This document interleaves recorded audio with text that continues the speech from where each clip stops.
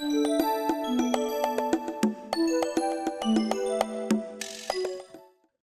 Michael, tell us a little bit about surface technology. I know you all are sort of a hybrid of a finishing operation. You're a research facility. You're a distributor. You make products. Tell us all about what you all do there. Thank you, Tim. Yeah, we are unique in the electroless nickel world and the plating world because we have multiple activities, but all focused on electroless nickel. We're not involved in any other type of coatings or processes. It's all based on electroless nickel and also specializing in composite electroless nickel. And we've been in business now for 51 years and going Mhm. strong. And we've achieved the level of competency in electroless nickel because we're a plating shop, and we've been a Mhm. plating shop for decades, day in and day out, coating customer parts. Actually, about 50% of the parts we coat are from outside the United States. So there's a lot of Mm. critical application parts are sent to us for our coatings and sent back. And all of the work that we do in our facility is done with chemicals that we manufacture in-house. We've always made our own line of electroless nickel chemicals, and part of our business has always been selling those to other shops directly or through distributors around the world. And the reason that we had to do that was because as pioneers in composite electroless nickel, with Mhm. Teflon, with diamond, boron nitride, silicon carbide, and other unique versions, we couldn't just buy off-the-shelf electroless nickel Right. solutions from other suppliers. They weren't properly adapted to work for composites, which have certain technical challenges. So we established our own formulations for those, but also our own conventional electroless nickel formulations. So we've been involved in the industry in these ways for many decades. Also, as you mentioned, Tim, a lot of research and development goes on here, Mhm. both for improvements that we recognize the benefit to and needs for, but also customer driven. When customers come to us Mhm. and they need a different performance, a different type of coating, some very unique feature, we're happy to do contract research and development. If I may, just one other quick note about Mhm. our company and the facility. We've got awards for the environmental protection aspects of our facility. It is completely solar powered with 860 solar panels on the roof, Mm. zero discharge of any liquids to the sewer here, recirculating of water. And I could go on and on and on about the facility. We're very proud of it and Great. what we're able to accomplish from this site.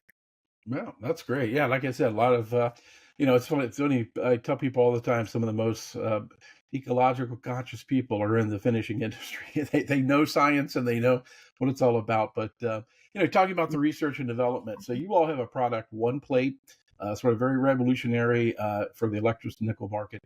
Tell us about One Plate and all that it does. So very happy to talk to you about One Plate today because you were one of the first people that recognized it as a true Hmm. breakthrough, as something that was really innovative years ago when we developed it. And it was, I think one of the things that's important to describe about it is not what's unique about it, but what's standard about it. And that is the Hmm. coating is just electroless nickel. Low, Hmm. medium, or high phosphorus. You can't distinguish the coating that comes from a one plate bath or from a conventional bath made with three components. And that's really important because um, the industry requires the coatings to remain consistent with same hardness, same corrosion resistance, same Right. appearance, same stress, all of those features. So the coating is just electroless nickel. Now it's very Hmm. consistent, high quality electroless nickel that comes from the process, but it's the process that's unique because instead of the three components that the industry has typically used, and we used in our plating shop, and we sold to others around the world for decades, to make up a bath and replenish it over its lifetime, it's one single component. You make up the bath with Hmm. this one component and water, and you replenish with that exact same component until the end of the bath life. So it's um, the innovation is in the process, and it really solves problems that most shops didn't even know they have. And an Right. example that I've mentioned before is a remote control for a TV. When I was a kid and I wanted to change the channel on the TV, I got up, I walked over to the Mhm. TV, I changed the channel, and I sat back down. If I wanted to change the volume, I got up, I changed the volume, and I sat back down. That wasn't a problem. That's just the way you Right. watched TV. When someone invented the remote control, I realized I had a problem I didn't even recognize that I had. And that's what one plate does. It solves problems that people didn't know that they had. There's shortcomings in the typical approach of Right. using three components, A, B, and C, for electroless nickel, that people just assume that's inherent in the process, but it doesn't have to be. And we, because we're a plating shop, we saw those deficiencies and we thought, well, maybe there's a better way. And we worked for years to develop a process that would overcome them. Right. Right. Yeah, definitely. I mean, it's like you said, it's sometimes you don't know that there's something out there better if you're so much used to it. So for end users, like I said, I know it's you've tried to simplify the process while remaining the very high quality. What are the benefits that end users are going to get out of using one plate? Yeah, simplicity is not so much a benefit by itself, it's what that simplicity does for the plating shop. And I think some of the most important ones are one plate as a single component. It avoids mistakes in a plating shop, and it's Hmm. mistakes big and small.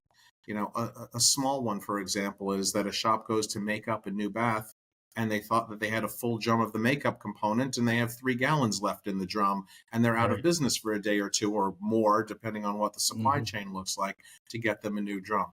Doesn't happen with one plate because all they need to keep in stock is the one component that they use for either makeup or replenishment. It can be big mistakes like using the wrong component. It's been years since I've gotten a call that I would routinely get, which is, Michael, we made up a bath by accident with A and C, not A and B, the makeup component. What can we do? And sorry, there's nothing you can do at that point. Right. You have to dispose of it and start fresh. So there's big mistakes like that, but there's also more subtle mistakes, such as, even though our formulations and other companies make the replenishment formulations to be as simple as possible, having an add back ratio of 1 to 1, for example, if you have to add 4 gallons of the A and 4 gallons of C, it's often not exactly 4 gallons and 4 gallons. It might be Right. slightly off, a little more, a little Hmm. bit less.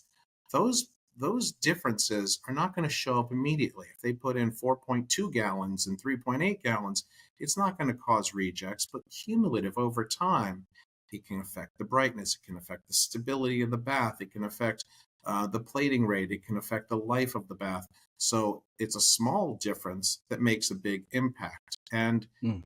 by keeping a single component with all the functional ingredients in that one product, the bath stays consistent over its whole life. The Mm. nickel concentration, the hypophosphate concentration, the stabilizers, the brighteners, everything that goes into it, because it's more consistent, um, shops are reporting longer bath lives than they had before, which means less waste. And the Mm. longer the bath goes and the less waste is, obviously, it's a savings in money, but it's also convenient not to have to change out the bath Right. any more frequently than necessary.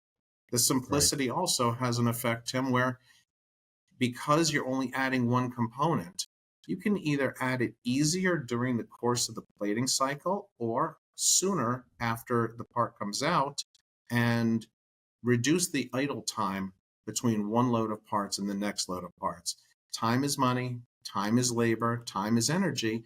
And Right. aside from all of those factors, a plating bath, whether it's one plate or an old fashioned 3 component bath, doesn't want to be left hot and idle. It wants to plate on something. And if you're not giving it parts, Right. it can start plating on things you don't want it plating on. And the shorter that time is, thanks to a single component add back, then Mhm. that can really help with longer term bath stability and life. And, one of the best things about it is happier platers. And we did a Right. survey of shops around the world that are using it. And 25 out of 25 shops that we surveyed had converted over to one plate, reported their platers are happier, in addition to a lot of other benefits that I Right. Mhm. reported on at an Electroless Nickel conference. Happier platers. And that's something that I don't think has ever been said before in the industry, is how do you make the platers happier? And they Right. deserve it because it's hard work. And I did it myself for many, many years on our plating lines. But happier platers lead to higher quality, more productivity, and something that we're hearing a lot from our customers now, which they really appreciate, is happier platers means longer retention of their platers. And Right. it's hard enough to find qualified people. So giving them something that's simpler and easier to use makes them happier and makes them stay longer. Right. Yeah, I was going to say, if anything with that, remove the frustration with that. You know, so it's this has been around. I know for maybe about 10 years or so. It's been tested. You know, so this is not Mhm. something that's just right off the brand new there. But you know, how's the electric nickel industry, you know, adopted one plate, you know, as a product and such? Like I said, it's been around for almost a decade now. It's got a lot of people using it. So how has Yep. that industry? How's the industry taken to it?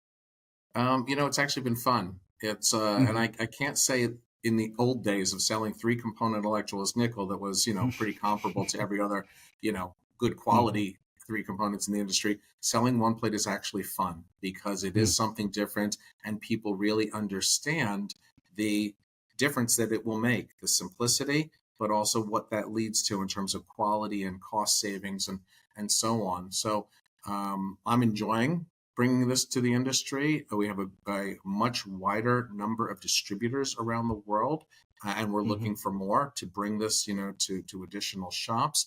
It's easier for them because it's an easier sell because shops appreciate a single component, but it's just one product, low, medium, or high phosphorus that they have to stock and ship. So it's easier for distributors as well.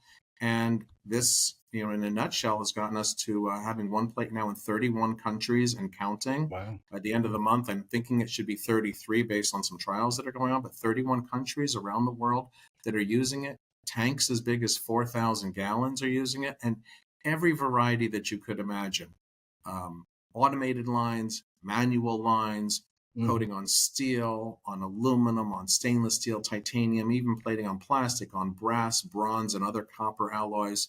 So there hasn't been an application where it hasn't been useful. And when you're in this many shops, after these number of years, as you mentioned, it's seen everything: high loading, low loading, people using tap water, people using DI water, all the different procedures that go on, and it's working well in all of those, in racks, barrels, everything that you could imagine, and people truly report less problems. In fact, I'd say that almost all the problems that shops have now with one plate in their shop is normal plating shop problems, not things related to the bath itself. And that's Right. really gratifying. So we're happy, and our distributors are happy to field the phone calls and the emails and the visits where we're helping them on a broader way, not having to be in the nitty gritty of just analyzing the bath and so on, because the bath stays more consistent.